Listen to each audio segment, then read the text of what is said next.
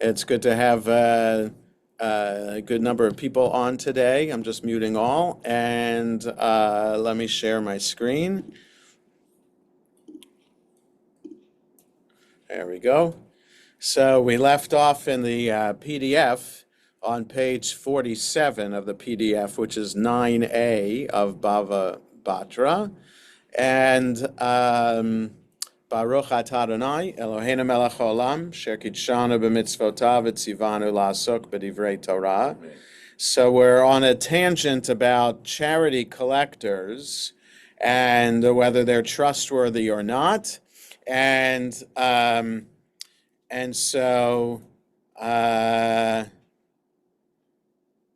okay, so this is the sages taught. One does not calculate sums with charity collectors concerning the money they collected for charity to verify how much they received and how much they distributed, nor does one calculate sums with the temple treasurers concerning the property consecrated to the temple. That is, in other words, you leave it to them. You don't do it with them, or in a sense of questioning their honesty. And there's an H for the halacha on this. So one does not calculate sums with charity collectors. One does not calculate sums with charity collectors or temple treasurers. The Ramah citing the Torah. So these are two Ashkenazi halachic authorities in the early Middle Ages, writes that it's nevertheless appropriate for the charity collectors to provide the community with a financial report. This applies to responsible charity collectors, but if they are irresponsible, even if they were appointed by the community, or if they were appointed through violence and are suspected of having made inappropriate use of the funds, the community leaders are obligated to calculate sums with them. So I'm not sure why the community would have irresponsible people set up to be charity collectors, but it all depends. It's appropriate to ask for a financial report, and only if the people involved are considered to be irresponsible, then you do the financial report with them. Okay. And even though, so how do we know that we're supposed to leave the charity collector and temple treasurers to themselves? And even though there's no explicit proof of the matter from the Bible, there is nevertheless an allusion to the matter, as it is stated, and they did not reckon with the men into whose hand they delivered the money to pay out to the workmen, for they dealt in good faith. So this is in the building of the temple, or no, I think it's after the building of the temple. 2 Kings 12. This is around the time of a new king coming along and cleaning out the temple and reestablishing the temple tax every year, and that's King Josiah around that time. So the people were trustworthy once again. Okay. Rabbi Elazar says, even though a person has a trusted treasurer in his house, like the aforementioned temple treasurers who were fully trusted, he should nevertheless tie up his money and count it, as it is stated, and the king's scribe and the high priest came up, and they tied it in bags and counted the money. And they gave the money that was counted into the hands of them that did the work, that had the oversight of the house of the Lord. Okay, so do people have a trusted treasurer in your house? You should, even if you have someone who you trust to take care of your money, you should still tie it up and count it. So there are a couple notes here. Just a second.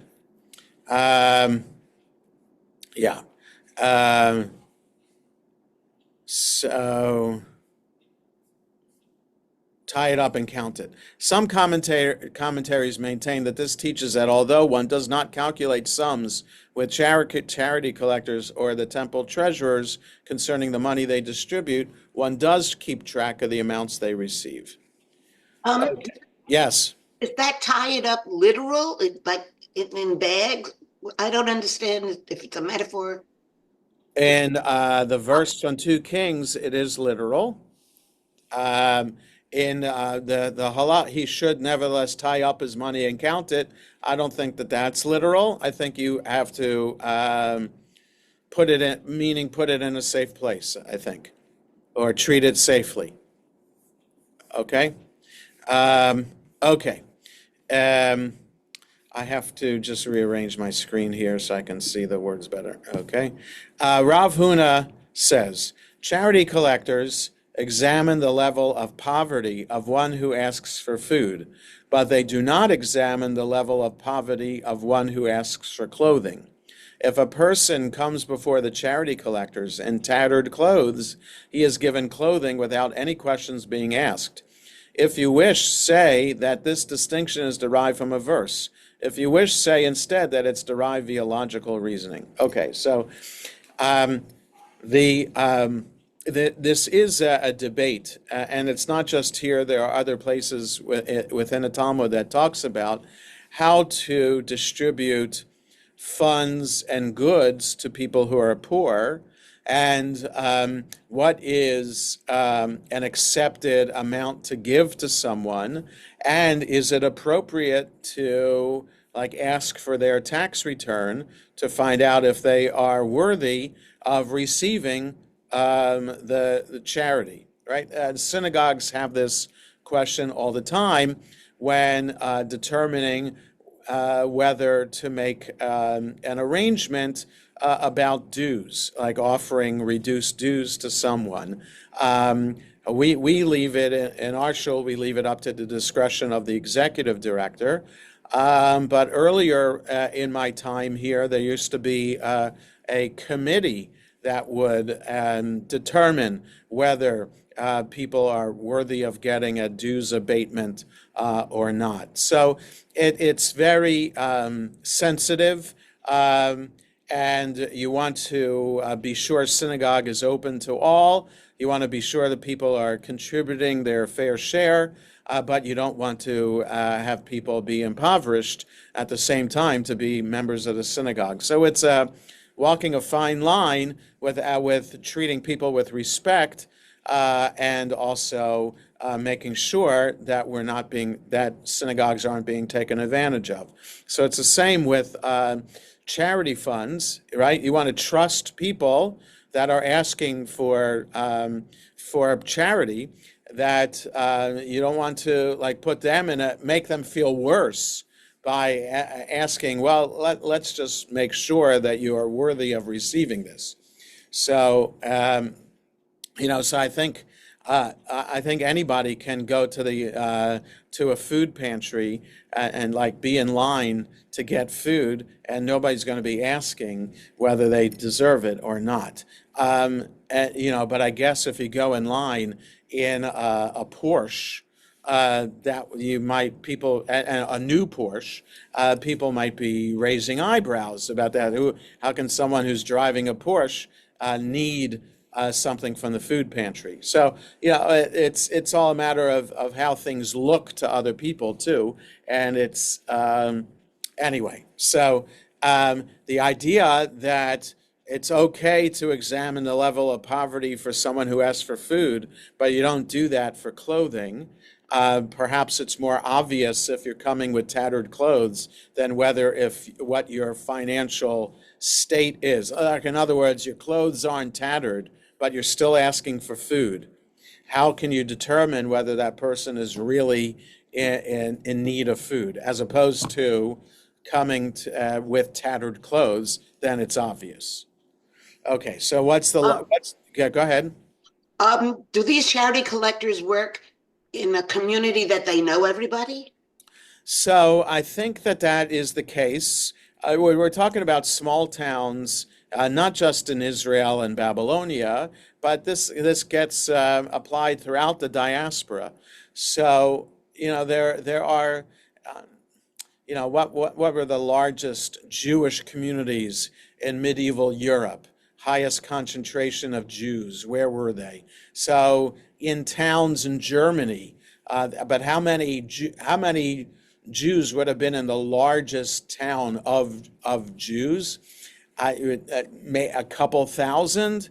I don't know if it was any more than that. So it was reasonable that in towns like that, that you get to know who everybody is. Um, so it's only, I guess, in the with the Industrial Revolution and larger concentrations of people in cities that you might have larger concentrations of Jews, like I don't know, Jews were spread out throughout the shtetl, but in Poland, like in Warsaw, hundreds of thousands of Jews there. It's possible that by that point that maybe people didn't know everybody. But when it came to the charity funds, I think people knew who the poor people were. But then if there's a new person moving into town, how did that new person moving into town get acclimated into the community? So you kind of knew where to go. You go to the synagogue, I guess, if you're moving into town, moving into Warsaw from the shtetl, let's say, and you want to get acclimated, you're going to go to the synagogue. Um, and then the synagogue will steer you to the other, community agencies that will take care of you if you need it taken care of. So, you'd buy a plot in the cemetery, you'd go to the charity fund, you go to the wedding, the bridal fund. And the soup kitchen. These are things that every community had throughout the history of Jewish communities. So it's just natural. I mean, in America, it's the Jewish federations that have that same role. It's a little bit, I would say, it's less personal today in America than it was in Europe before World War II. So people don't know everybody in the Jewish community anymore like they used to. I mean, I'm talking about in big towns, talking about New York, Chicago, Los Angeles, the greater Washington area. I mean, these are places with more than 300,000 Jews. The active Jews know the other active Jews. They go to the same communal events. But the Jews who are not so active, you don't really know all the Jews anymore. And they're not all the Jews are belonging to synagogues. So it's a less personal kind of Jewish life today than it was back then. Michael has his hand up. Well, talking about maybe not Jewish communities in large towns, but in medium-sized Jewish communities, back at least in the 60s and 70s, in Rochester, New York, my dad was working as, they used to have a big deal to collect for UJA. Mm-hmm. And what they did, interestingly enough, is they had it organized so that engineers, my dad was a mechanical, would call on other engineers, and dentists would call on other dentists, etc. So you sort of knew what the people were making, and you could sort of figure out what it would be appropriate for them to give. Yeah, so So the charity funds have their methods to kind of do this in as unobtrusively and sensitively as possible. Yeah. Okay, so now the distinction between asking for food and asking for clothing, that you can check the level of poverty for someone asking for food but not for clothing. So there's a derivation from a verse and a derivation from logical reasoning. So now here we go. If you wish, say that this distinction is derived via logical reasoning. This one who stands before us in rags is exposed to contempt, whereas that one who is hungry is not exposed to contempt.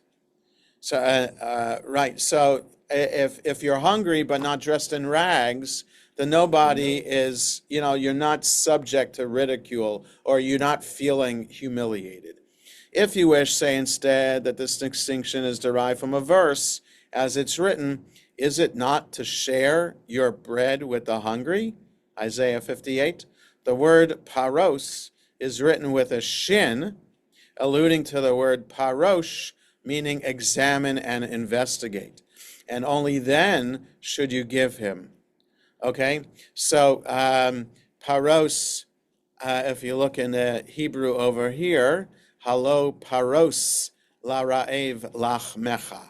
So spread out your bread to the hungry. So, because that's the same word, fros kenafechad. We're asking God to spread out God's wings over us and shelter us. So because it's written with the letter shin, we have the vowels here to know how to pronounce it. But Hebrew is not written with vowels normally, so it could be read as parosh. And if it's parosh, then it could be understood as examine and investigate, and only then should you give him. And there, in the same verse, it's written with regard to clothing, when you see the naked, that you cover him, indicating that when you see him, you should immediately cover him. Okay, so the verse from Isaiah 58, which happens to be the Haftarah for Yom Kippur morning, about, what is this, the fast that God wants us, right? Follow through the fast with feeding the hungry and clothing the naked. So here it says, when you see the naked, cover him. So there's no asking about, are you really in need of this clothing or not? Okay. Jonah, Yes, Bess? is the word paros for share related to parnasa, financial success? No. So Stop. here, this is pei resh sin, and that's the three-letter root. Parnasa, which is a sustenance or making a living, is pei resh nun samach. So a totally different word. And Rav Yehuda says just the opposite. Charity collectors examine the level of poverty of one who asks for clothing, but they do not examine the level of poverty for one who asks for food. So that's interesting. So we now just learn logically, and also by a verse, that it makes sense that you'd ask after someone asking for food, but not for clothing, because it's obvious with the clothing, not so obvious with the food. But Rav Yehuda thinks it's the other way around. So he too adduces supports for his opinion. If you wish, say that this distinction is derived via logical reasoning. If you wish, say instead that it's derived from a verse. If you wish, say that this distinction is derived via logical reasoning. This one who is hungry suffers, whereas that one who is in tattered clothing does not suffer in the same way. In other words, at least he's wearing clothing. It might be tattered, but he's protected from the elements. But when you're hungry, you need food. So that's an interesting idea. But how can you prove that someone who's hungry is really hungry? I mean, Santa Claus could be hungry, but he doesn't look like he's hungry, right? You see what I mean? So it's judgment, and you're judging someone about how they look. And is it really appropriate to be judging in this way? So you're judging someone by the clothes that they're wearing, and in the first logical explication that we went through, and now you're judging. You're not. And in other words, the first go round, you're judging someone if they're hungry because it's not clear if they're hungry or not. Here, you're judging someone by their clothing. Because it's clear that someone's hungry, but it's not clear that someone actually needs new clothes because he's wearing clothes. And if you wish, say instead that this distinction is derived from a verse. Here it is written, is it not to share your bread with the hungry? So Rav Yehuda, who has the different understanding, is using the same verse, meaning share it immediately, just as the word is read. So in other words, he's reading it with the letter samach, not with the letter sin. Since the word is read with a samach, Rav Yehuda does not understand it as alluding to examining the recipient. So I want to get my Tanakh off my shelf, and I think there's a disagreement about how the word is as written versus how it's read. So this is Isaiah 58. 58:7, and let me just find it. Here I am. It is written with a samach. It is written halo faros lara'ev lachmecha. Yes, so it is written with a samach. So the first go round, that up here, written with a letter sin, that's not how it's written in the verse. It's written with a samach. So, now there's a note on this. We didn't look at the note. So let me take a look at the note just to see about this. It could have been two different, yeah. It is written with a shin. In the standard versions of the Bible, the verse is not written this way. The Ramah, a medieval halachist, apparently omits this sentence from the Gemara. This is cited as one of the instances where the Talmudic sages had a version that differs slightly from the Masoretic text. Okay, so that's interesting. This whole argument is based on a different rendering of the verse. So the version that we have is this one with the letter samach. So it begs the question, so there's a difference between the Torah and standard versions of the Torah and the rest of the books of the Bible. It's important, halachically, theologically, to have an ancient, accepted reading and writing of a Torah scroll. So our Torah scrolls are written the way they're written. We can prove this from the Dead Sea Scrolls. Now, the interesting thing is every single book of the Bible is in the Dead Sea Scrolls. Several copies of each book have been found.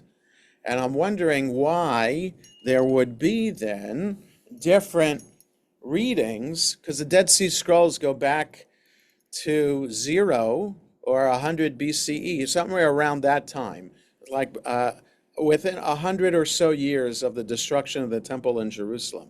So these are old scrolls, and why wouldn't that be considered to be the authoritative text? But there's also the text with vowels. The oldest text of the Bible with vowels is known as the Aleppo Codex from Aleppo, Syria. That a lot has been written about how that was gotten out of Syria before when the Jewish community was threatened close to the establishment of the State of Israel in 1948. You can Google Aleppo Codex. There's a whole book written about it, or lots of things written about it. But that is, and it's in the Israel Museum, there's a whole wing devoted to the Dead Sea Scrolls, and also the Aleppo Codex is in there. So it's pretty cool. That is from 1,000 years ago. It would be interesting to see how the verse is written there, versus whether it's written with a samach or a sin. Okay, so sorry for that long tangent, but here, is it not to share your bread with the hungry? So, fros, written with the letter samach, and often the letter samach and the sin, not the shin, but the sin, are interchangeable in writing some words and meant to be understood in the same way. So, is it not to share your bread with the hungry? Meaning, share it immediately, just as the word is read. So, and since the word is read with a samach, Rav Yehuda does not understand it as alluding to examining the recipient, right? So he doesn't buy the midrash that was above, understanding it as written with the letter sin, and then reading it as a shin, and then leading that to understand that you can examine the person who's asking for food.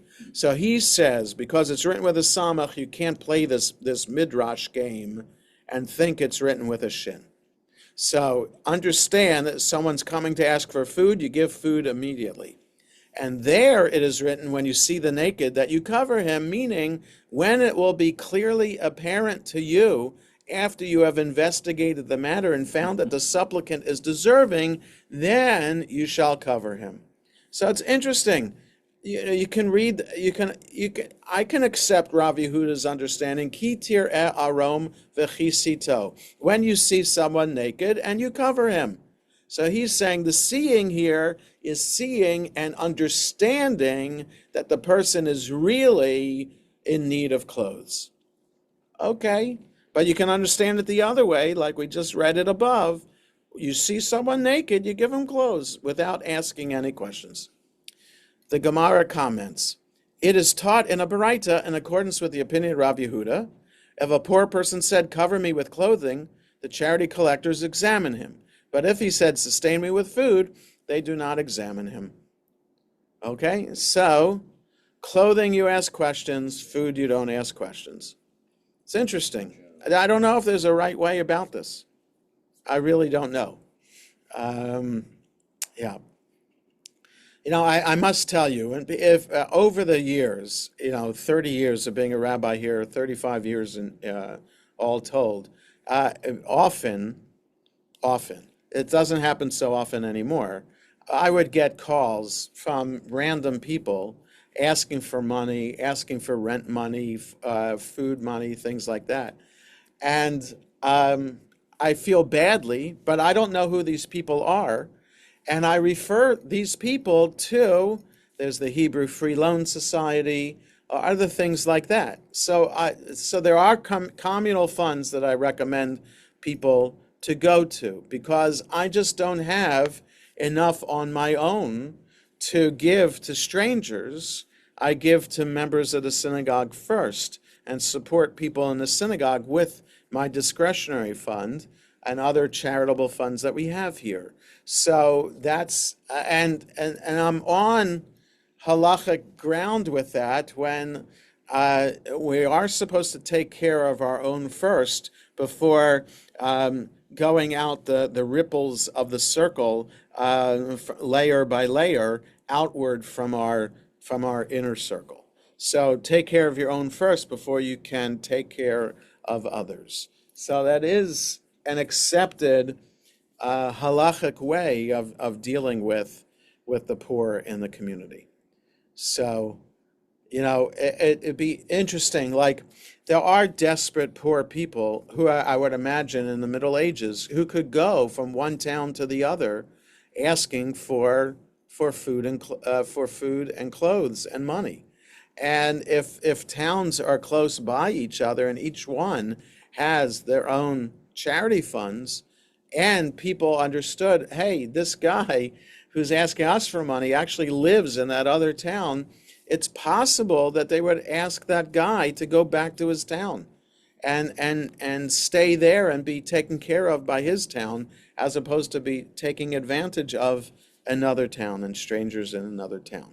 It's complicated, and it's also you get into whenever charity funds have to start judging people, it's murky waters at that time, and it's really not appropriate to be judging.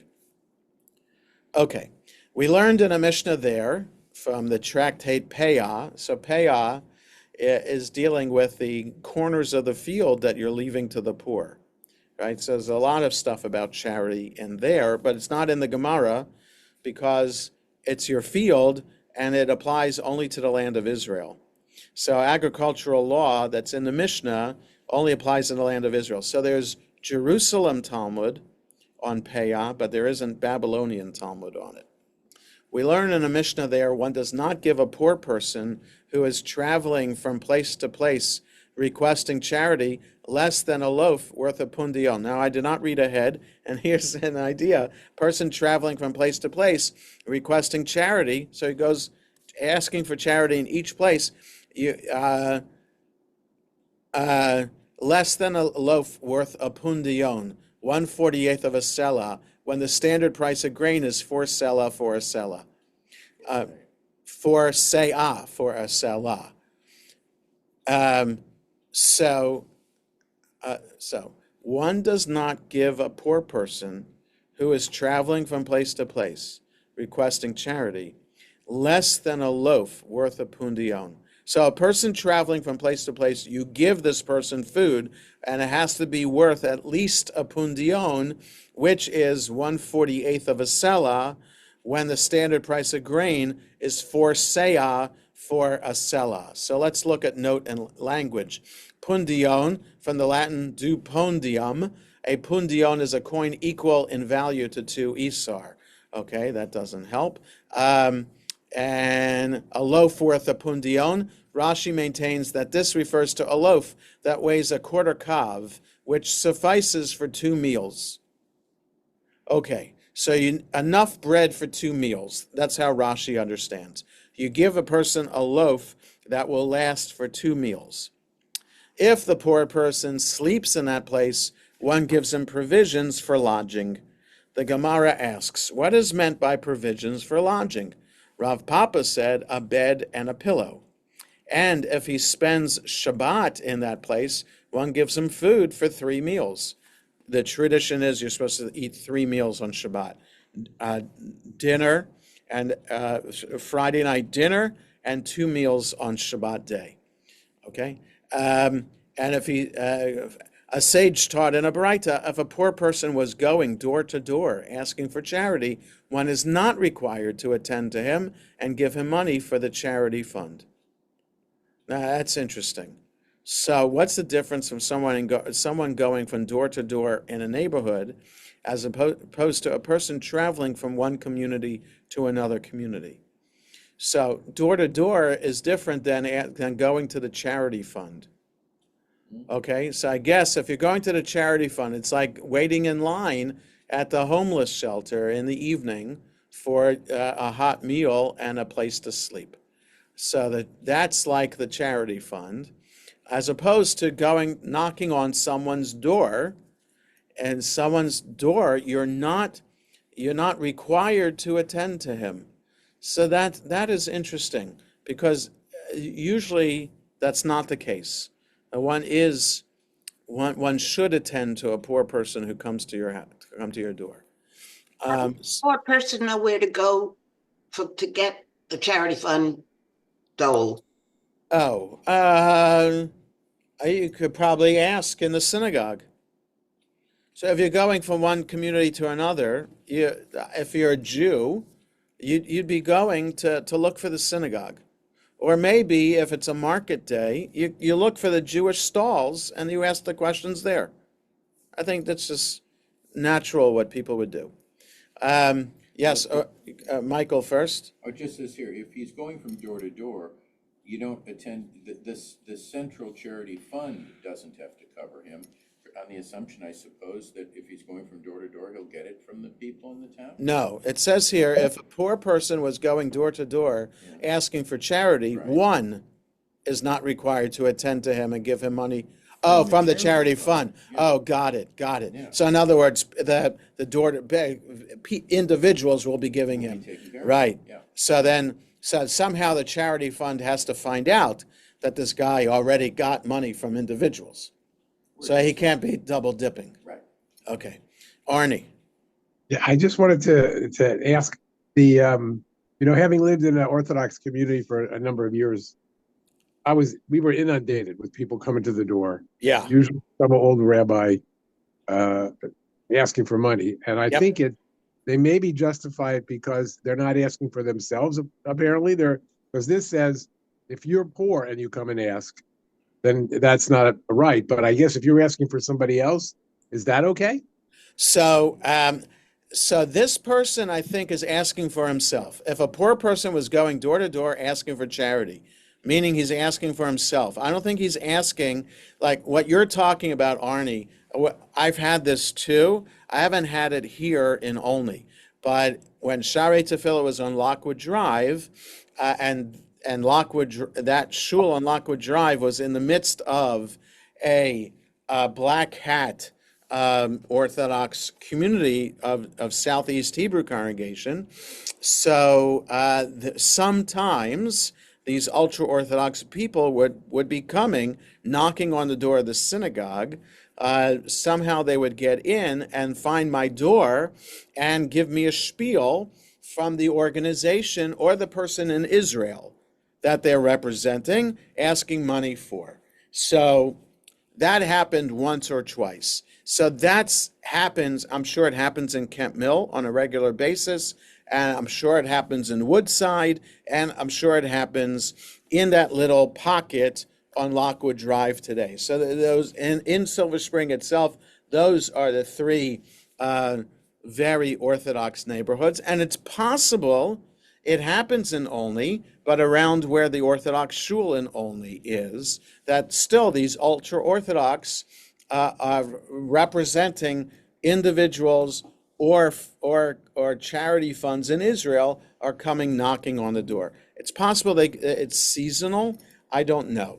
So, yeah, but it's all based on this thousands-year tradition of giving to the poor and to the needy. And it's something that is part of our DNA that we do. The more modern of us might be more leery about people knocking on the door. But within close-knit communities that maintain older values, it's accepted that this is what's done. It's related that a certain poor person who was going door to door requesting charity came before Rav Papa, the local charity collector. But Rav Papa did not attend to him. Rav Sama, son of Rav Yeva, said to Rav Papa, if the master does not attend to him, nobody else will attend to him either. Should he be left to die of hunger?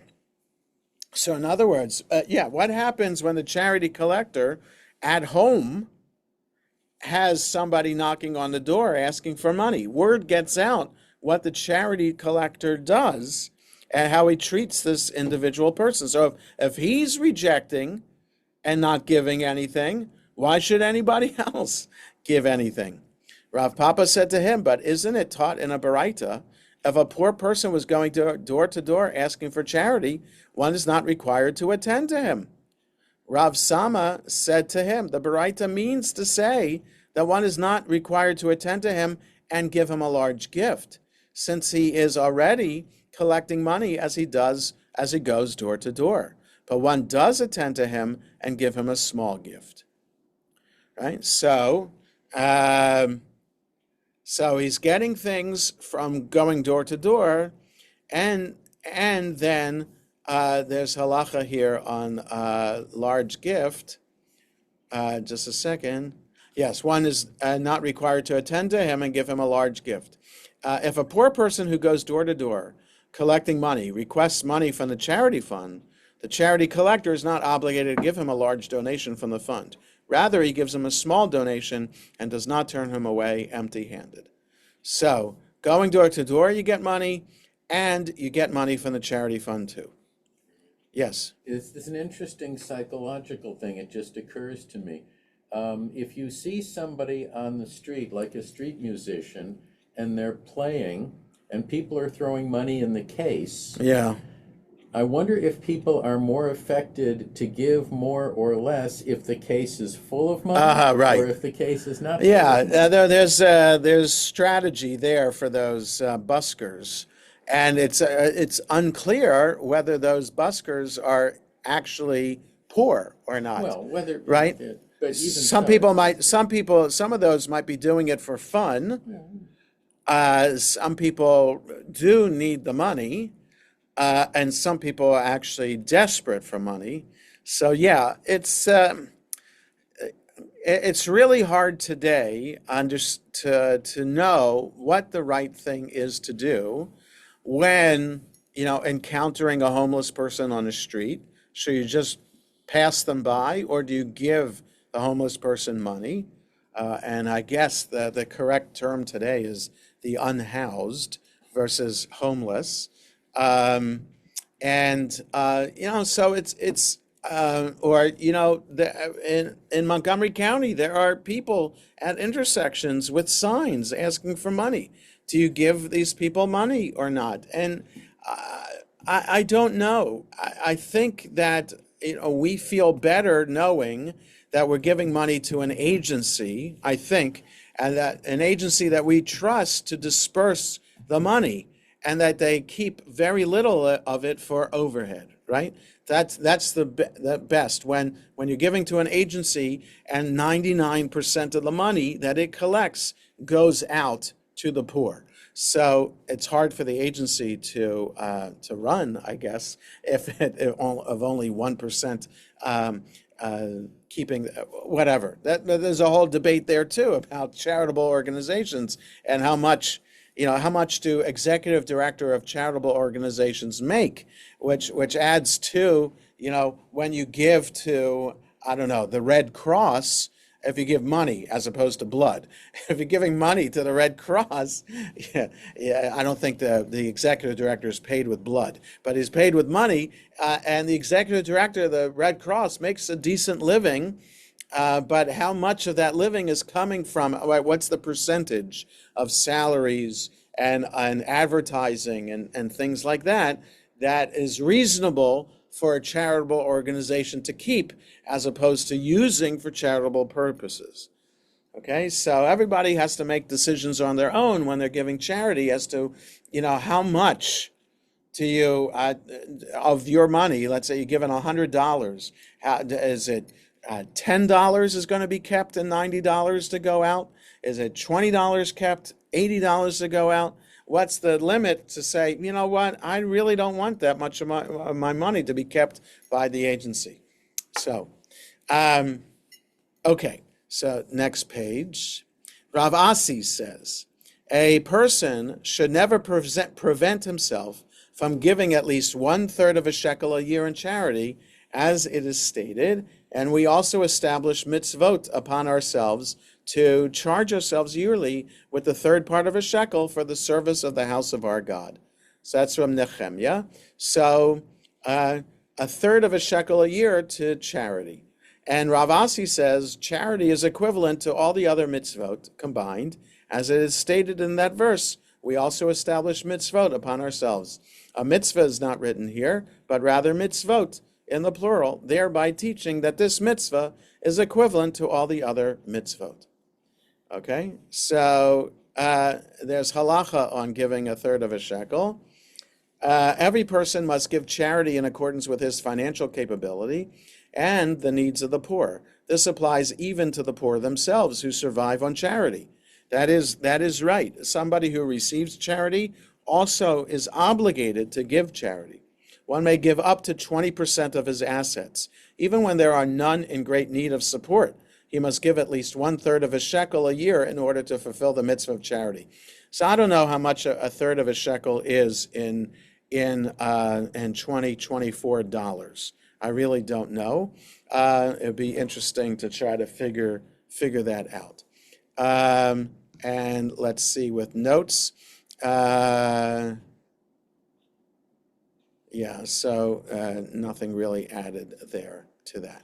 Okay. So they don't account for currency or inflation or any of that with this 1/3. I mean, that's Well, so I'm not sure, and I think we would have to look at at the Rambam about an understanding, because I'm sure in the time of the Rambam, so that's 1,000 years ago, that 1/3 of a shekel in Rambam's time was different than 1/3 of a shekel in Talmudic times, which was different from 1/3 of a shekel in Torah times. But I don't know how much of a difference it is. And I don't know if it's based on weight or the weight of the silver that makes up the shekel. So if the weight is constant, like 2 ounces, let's say, as opposed to currency. So, 10 cents today is different in value than 10 cents 100 years ago. So I don't know. So what were you looking up? They say a shekel is something like 13 grams of silver. 13 grams of silver. Working So, on it.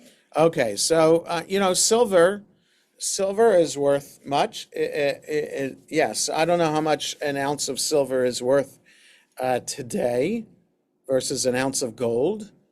You're looking it up? Okay. I got I have a biblical shekel is roughly equivalent to $14 to $15 US dollars today. Oh, And I don't, okay. So then a third of a shekel, that's what, $5?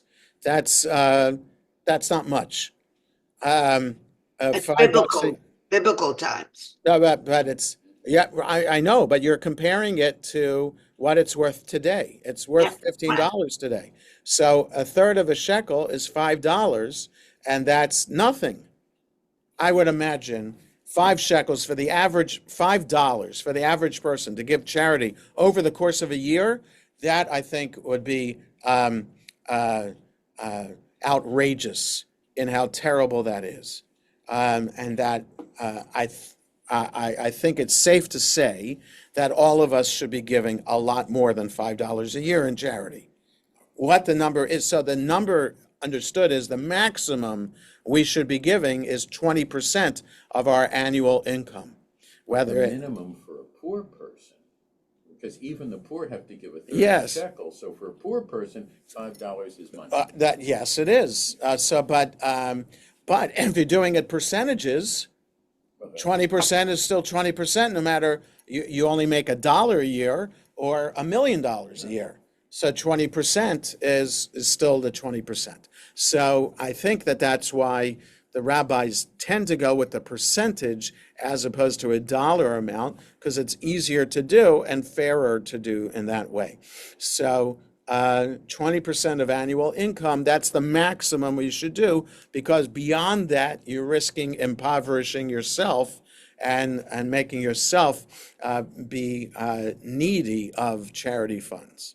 Is that every man who is 13 or over? Is that a household? Is that, what about women? I think as a person who is independent and is running one's own household. So when you're 13 years old, you're not necessarily independent. You're still living in your father's house. So you're not making money on your own. I think this is for people who are making money on their own, or earning money on their own, or working a field, right? So if you're a farmer and you're farming your own field, then and it's yours, not your father's, then you are subject to how much of a corner of a field are you supposed to leave? So the corner of the field, the size of the corner is arbitrary. The Mishnah says it does not delineate what the size of the corner is. That's up to everybody. But there's also a tenth of your crop has to immediately go to some kind of either it's the levy or to the poor, or it's going to the temple. And some years you have to give 2/10 of your crops to these. So that's based on those requirements from the Torah. Okay, the Gemara offers a mnemonic device for the following statements extolling the mitzvah of charity: greater, temple, Moses. So Gadol, Mikdash, Moshe. So those 3 words will be a reminder of these 3 statements about charity. Rabbi Elazar says, one who causes others to perform a meritorious act is greater than one who performs that act himself. As it is stated, and the causing of righteousness shall be peace, and the work of righteousness, quietness and assurance forever. If one merits, the following verse is applied to him: is it not to share your bread with the hungry? That is, he will wholeheartedly give charity to the poor. If he does not merit, the latter clause of that verse is applied to him: you shall bring the poor that are cast out to your house. That is, he will be compelled by the government to billet soldiers in his house and sustain them against his will. Right? So everybody has to give charity. You can force people to give charity, and then one who causes others to give charity is greater than one who just gives charity himself. Okay, so to go out and to ask to be a fundraiser is a mitzvah. What's the Yes, go ahead, Bess. greater temple, Moses? First you give to the greater charity fund, then you give to the temple fund, then you give, and I don't know what the Moses No, one no, is. no, no. That's not what this is saying. We're still just about the greater part. We Oh, haven't gotten to the temple part. We haven't gotten to the Moses part. okay, thank you. Okay. Okay. Rava said to the people of Machoza, a town in Babylonia, I beg of you, strive with each other to perform acts of charity and righteousness so that you will live in peace with the government, since if you do not act charitably toward each other, you will end up paying fines to the government. And Rabbi Elazar says, when the temple is standing, a person contributes his shekel for the temple service and achieves atonement for his sins. Now that the temple no longer stands, if people act charitably, it will be well for them, but if not, the nations of the world will come and take their money by force. The Gemara comments, and even so, the money taken from them by force is credited to them as if they had freely given charity, as it is stated, and I will make your oppressors charity. Okay, so the Rava said, this following matter was told to me by the infant who perverted the ways of his mother. He's, and what's the note there? Just a second. Rashi explains that Rava called Rav Sheshet by this sobriquet, as he understands the incident described later to be one where Rav Sheshet's mother debased herself for what her son did to Rav Achadvoy. Nevertheless, most commentaries, starting with Rabbeinu Hananel and Rabbeinu Gershom, state that the designation refers to Rav Achadvoy Bar Ami, and that he caused his mother to debase herself before Rav Sheshet. So this is interesting. Let's see what this is. He said in the name of Rabbi Elazar, what is the meaning of that which is written? And he donned charity like a coat of mail. This verse serves to tell you that just as with regard to this coat of mail, each and every scale of which it is fashioned combines to form one large coat of mail. This is a picture of a coat of mail. So too with regard to charity, each and every pruta that one gives combines to form a great sum. Rabbi Hanina says the same idea is derived from here, as it is stated, in all our charity is a polluted garment. Just as with regard to this garment, each and every thread in it combines to form one large garment, so too with regard to charity, each and every pruta combines to form a great sum. Excuse me, I'm sorry to be the only one. Everybody understands how an infant perverts the mother? We're going to get there now, Bess. Okay, thank you. So first we had to learn this lesson about charity. Now we're getting to the perversion of the mother. The Gemara comments, why was this sage called the infant who perverted the ways of his mother? It was because of the following incident. Rav Achadvoy Bar Ami asked Rav Sheshet, from where is it derived that a leper renders a person impure through contact during his days of counting? That is, during the 7 days that the leper must count from the start of his purification process when he brings his birds until he completes that process with the bringing of his sacrifices. Okay, so just the complex laws of impurity of a leper. Where is it derived that a leper renders a person impure? Rav Sheshet said to him, since he renders his garments impure, as it states that on the 7th day of his purification, he must wash his clothes. He also renders people impure. So until that time, he's rendering people impure. Rav Achadvoy said to him, perhaps connected impurity is different, meaning perhaps he renders his garments impure because they are connected to the source of the impurity. But this does not mean that he renders impure a person whom he touches. A proof for this distinction may be brought from the fact that if one moves an animal carcass, an action that renders it impure, even if there is no actual contact with the carcass, he renders the garments that he's wearing impure, but does not render another person impure. So it's how far does the impurity go? Like you're pulling an animal carcass, but you're not even touching the carcass. You become impure. But anybody who touches you or anything that you touch does not become impure. So impurity does not pass down in that way. Whereas other impurity, if you touch a dead person, you become impure. Everything you touch becomes impure, and everything that was in under the the tent of that dead person becomes impure. So some impurity, it reaches a greater amount of people, and this impurity is limited. Right. And let's just get, Rav Sheshet said to him, but from where do we derive that the carcass of a creeping animal renders a person impure? Is it not because we know that it renders his garments impure? Rav Achadvoy said to him, it is written explicitly with regard to a carcass of a creeping animal or a man who touches any creeping animal whereby he may be made unclean. Rav Sheshet said to him, but from where do we derive that semen renders a person impure? Is it not because we say that since it renders his garments impure, it also renders a person impure? Rav Achadvoy said to him, it is also written explicitly with regard to semen or a man, from whom semen is expelled, and the sages expound the superfluous word or as serving to include as impure one who touches semen. The Gemara relates, I just want to get to the end of the story. The Gemara relates that with each of his answers, Rav Achadvoy responded to Rav Sheshet in a mocking tone, intimating that he doubted Rav Sheshet's grasp of Torah answers. Rav Sheshet was deeply offended, and as punishment, Rav Achadvoy bar Armi became mute and forgot his learning. Rav Achadvoy's mother came and wept before Rav Sheshet. She cried and cried, but he ignored her.